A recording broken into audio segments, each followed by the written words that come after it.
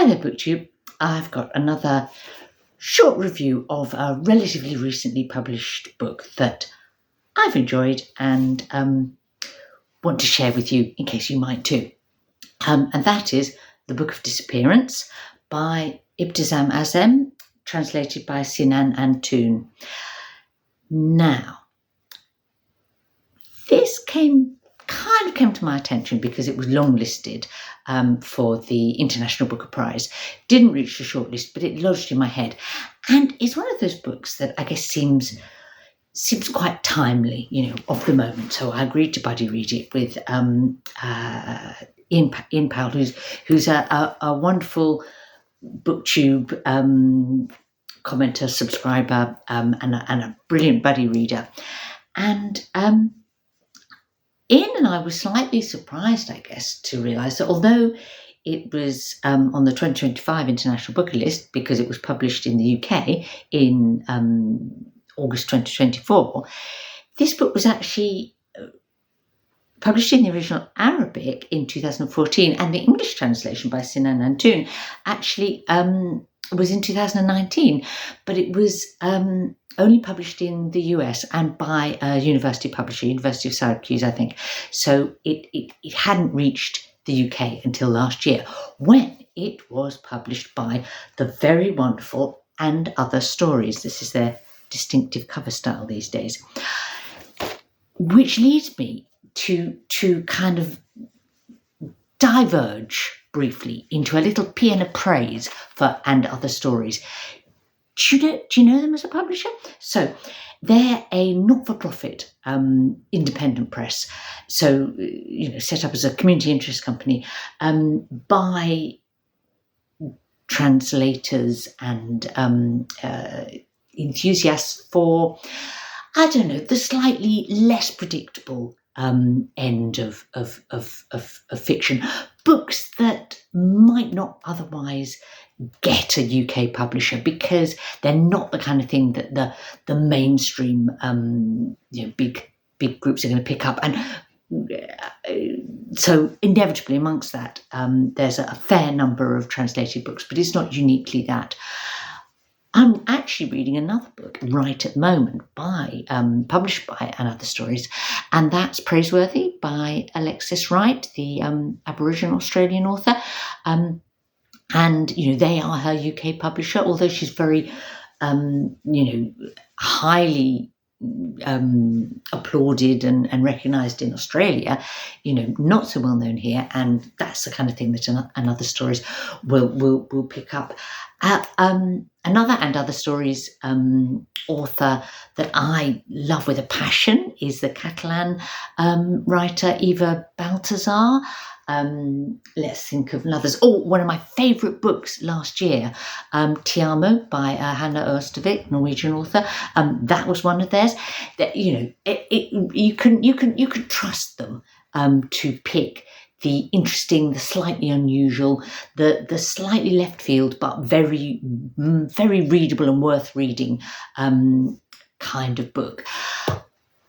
Looking them up to kind of check their sort of history before I made this video, I realised that they are in November of this year publishing one of my favourite Canadian books of the last few years, which I think was available over here in hardback. I managed to get hold of a copy, but this will be its UK paperback debut, as it were, and that's Noopming by Leanne Bettersomoxa K. Simpson, and look out for that, and I'll link to the review of it that I did at the time that I read it, because I would love more people to read that book.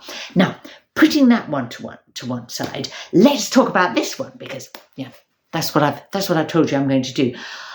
What an interesting, short but rich novel this is.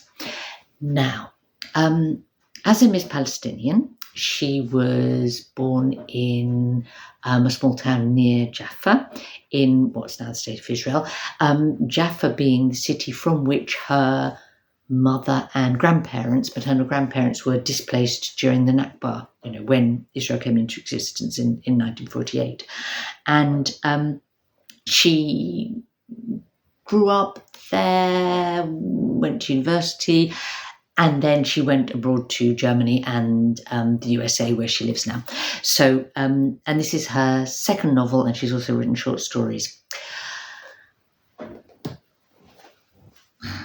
It's not a spoiler to give you the premise of the novel, I think, because it's in all the blurbs, and anything you see anywhere writing about this novel will say that this is the setup. Okay, so in this novel,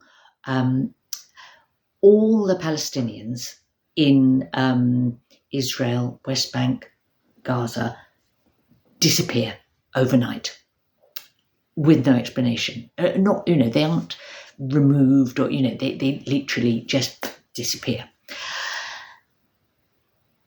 And the novel, I suppose, explores what ensues.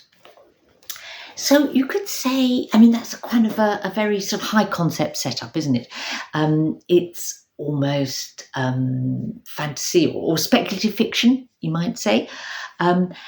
And of course, allegory even, because she is using that to explore, I suppose, the fact that would almost be wish fulfillment for Zionist Israelis and, the current Israeli government. I think, that is, if all the Arab Israeli Palestinian population were to just disappear, they would see that as, a problem solved. And much of what they do and have done since 1948 can feel like they're trying almost to pretend that those people don't exist. So that's the setup for the novel. If that sounds like it will all be very much, a book of ideas, rather than, you might ask, will it work as a story? Has she had one sort of brilliant concept and then not managed to make a sort of a novel that works as a novel out of that? No, be reassured. She pulls it off. How does she pull it off? Kind of two ways, I suppose. One, by making the rest of the book really realist, I suppose, very vivid, centered in a strong kind of physical reality. There's a lot of descriptions of place. It's essentially set in Jaffa, Tel Aviv, and you get a real sense of the dual city in the book, and lots of little vignettes of life, and that I suppose show how embedded the sort of Palestinian-Israeli are in, I'm not explaining this very well. You get a little vignette about, someone who's expecting to have their surgery done and it's delayed. And why is it delayed? Because the surgeon hasn't turned up. Why has the surgeon turned up? Oh, because they are one of the Palestinians who disappeared. The bus doesn't arrive because the bus driver has disappeared. There's a kind of a concreteness about all these little vignettes that holds the story despite that sort of rather fantastic concept. Secondly, she holds it together as a novel by giving us two intertwined and very strong narrative threads. And those are of these two friends, Allah and Ariel. And Allah is Palestinian. He's but he and Ariel are friends. Ariel is a journalist. Allah is a freelance photographer. Obviously, the book starts with Allah's story. It starts with a sort of vividly dramatic event where his grandmother, his elderly grandmother, disappears, and in this case, not a magical, fantastic disappearance. She's just gone off for a wander to sit and look at the sea, and they find her, and that's and this is so we're immediately emotionally attached to Allah and his family. So and we're also introduced to the fact that he and Ariel are friends, and that he's starting to write a journal, and then the big disappearance happens, and from then on we are following Ariel and how he reacts to the loss of his friend and this change in his country, and he gets hold of Allah's journal, and so we continue to get Allah's voice because he is reading the journal.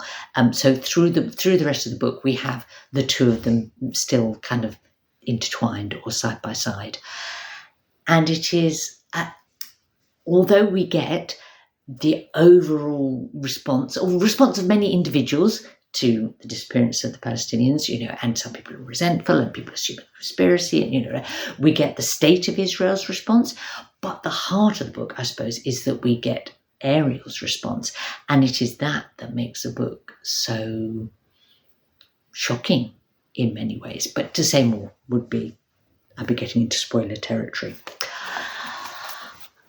So, any weaknesses to it as a book? I'd say the weakness for me, perhaps, is that we don't see enough of Ariel and Allah as friends, and so somehow we don't know Ariel so well, and we maybe before the disappearance, and we perhaps their friendship is not quite as convincing or embedded for us as it needs to be for the emotional heart of the story.